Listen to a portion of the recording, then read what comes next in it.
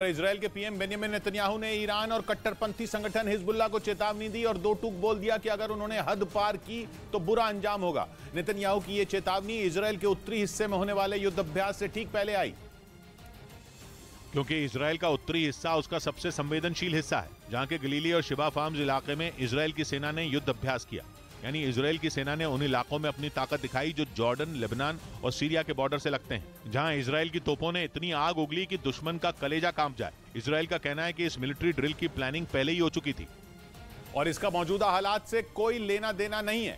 लेकिन ड्रिल से ठीक पहले नेतन्याहू इजराइल के उत्तरी हिस्से के दौरे पर चले गए, जहां नेतन्याहू ने अपनी सेना और मिलिट्री ड्रिल की तैयारियों का जायजा लिया और ईरान और लेबनान के कट्टरपंथी संगठन हिजबुल्लाह को उनकी हद याद दिलाई, क्योंकि नेतन्याहू ने बयान दिया कि जिन लोगों को रेड लाइन याद नहीं, उन्हें हमारे सैन्य अभ्यास से वो याद आ जाएगी। यही नहीं, उन्होंने ये भी कहा कि सीरिया से लगी इजराइल की सीमा पर उनकी नजर है, क्योंकि उन्हें पता है कि ईरान वहां से इजराइल में घुसपैठ की कोशिश करेगा और इजराइल ऐसा नहीं होने देगा। एक बार फिर से इजराइल की सत्ता संभालने वाले नेतन्याहू ने हिजबुल्लाह को भी बता दिया कि इजराइल उससे लड़ने के लिए तैयार है। वैसे इजराइल और लेबनान अब भी जंग लड़ रहे हैं और हिजबुल्लाह ने सीमा पर करीब 1.5 लाख मिसाइलें, रॉकेट और दूसरे खतरनाक हथियार तैनात किए हुए हैं, जिनसे निपटने के लिए इजराइल अपनी सेना की ताकत बढ़ा रहा है। उसकी सीरिया पर भी नजर है।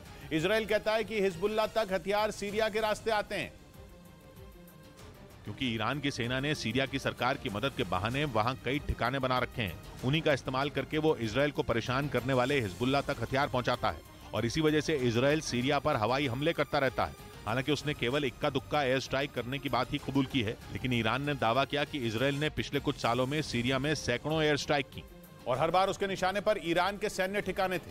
खबर है कि इजराइल के हवाई हमलों से निपटने के लिए ईरान ने सीरिया में बड़ी तैयारी की है और वो वहां एयर डिफेंस सिस्टम तैनात करने वाला है, जो इजराइल की मिसाइलों को हवा में ही उड़ा देगा। हालांकि ईरान ने अब तक इसका कोई औपचारिक ऐलान नहीं किया है, लेकिन इजराइल की मीडिया ने दावा किया कि ईरान ने सीरिया में बवार 373 मिसाइलें तैनात करने की तैयारी कर ली है। 300 किलोमीटर की रेंज वाली ये मिसाइलें जमीन से हवा में मार कर सकती हैं और 5वीं पीढ़ी के लड़ाकू विमानों को भी धूल चटा सकती हैं। यानी ईरान की बवार 373 मिसाइलों से इजराइल का F-35 विमान बर्बाद हो सकता है और इसी वजह से इजराइल अलर्ट पर है।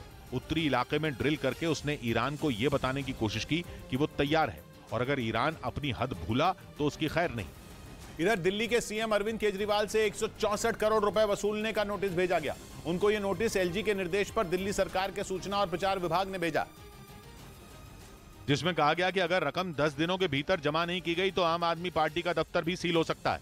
केजरीवाल पर सरकारी विज्ञापन की आड़ में राजनीतिक प्रचार पर 99 करोड़ रुपए सरकारी फंड से खर्च करने का आरोप है। नोटिस जारी होते ही बीजेपी ने उन पर हमला बोल दिया। आप एडवर्टीजमेंट करते हो अपनी पार्टी का, आप एडवर्टीजमेंट करते हो अरविंद केजरीवाल साहब का। केजरीवाल पर हमला हुआ तो आम आदमी पार्टी ने बीजेपी के मुख्यमंत्रियों के प्रचार का मुद्दा उठा दिया।